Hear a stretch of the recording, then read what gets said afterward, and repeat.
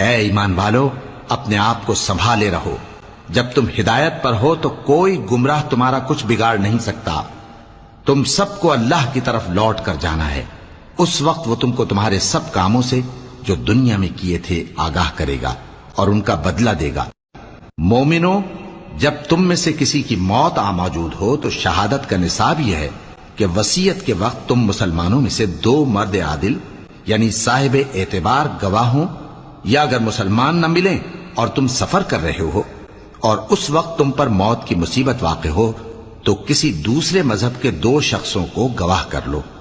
अगर तुमको उन गवाहों की निस्बत कुछ शक हो तो उनको असर की नमाज के बाद खड़ा करो और दोनों अल्लाह की कसमें खाएं कि हम शहादत का कुछ इवज नहीं लेंगे, गो हमारा रिश्तेदार ही हो, और न हम अल्लाह की शहादत को छुपाएंगे।